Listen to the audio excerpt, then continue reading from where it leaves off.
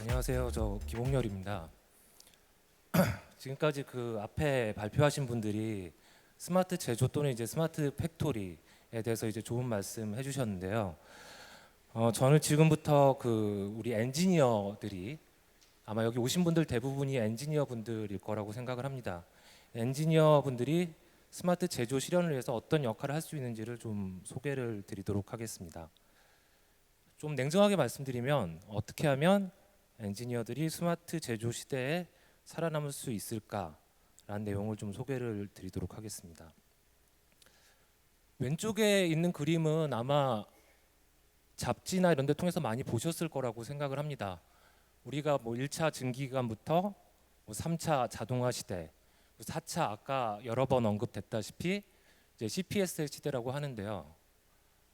그러면 이제 자동화와 스마트가 도대체 어떻게 다를까요? 자동화와 스마트가? 자동화도 뭐 특별하게 스마트하지 않다라고 말하기는 좀 어렵겠죠.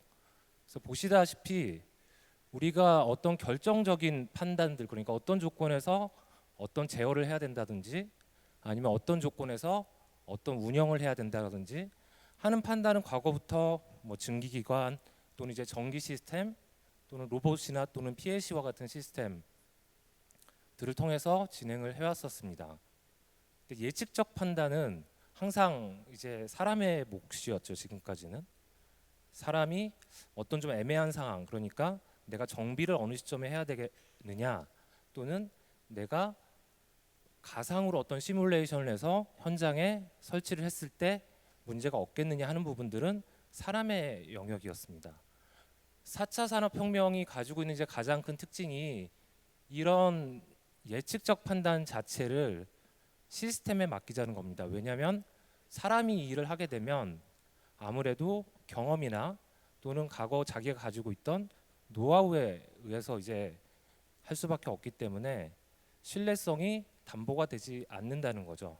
그래서 시스템이 스스로 빠르고 또 신뢰성 있는 예측을 하자는 겁니다. 오른쪽 그림을 보시면 4차 산업혁명 단계에선 사람이 사라지죠.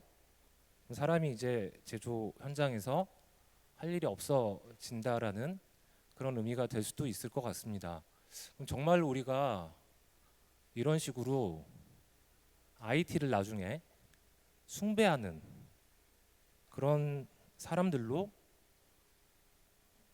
위치가 바뀔 수 있지 않을까요?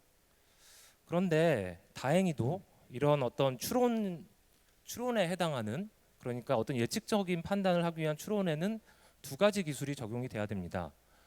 첫 번째는 어떤 데이터 간의 상관관계를 이용한 빅데이터, 경험적인 어떤 추론을 하기 위한 거죠. 그리고 이제 버추얼 데이터를 이용한 논리적인 추론, 여기에 이제 엔지니어링 데이터가 활용이 될 수가 있습니다. 둘 중에 하나만 가지고는 사실은 빠르고 정확한 추론을 하기가 어렵기 때문에 이 두 가지를 잘 융합해서 이제 추론을 하는 방향으로 아마 발전이 될 텐데요.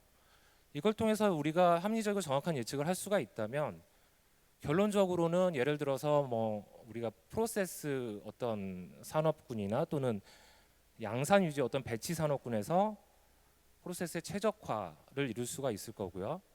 그리고 뭐 디스크리트 산업군에서는 매스 프로덕션에서 이제 따온 말이죠. 우리가 매스 커스터마이제이션, 즉 소비자가 원하는 거를 충분히 만족을 시키면서도 양산과 같은 효과를 낼 수 있게끔 하는 그런 어떤 제조 공정이 만들어질 수 있을 것입니다. 물론 어떤 수주 베이스로 하는 산업군에서도 좀 더 투명하고 효율적인 기업 활동이 가능하게 될 거라고 생각을 합니다.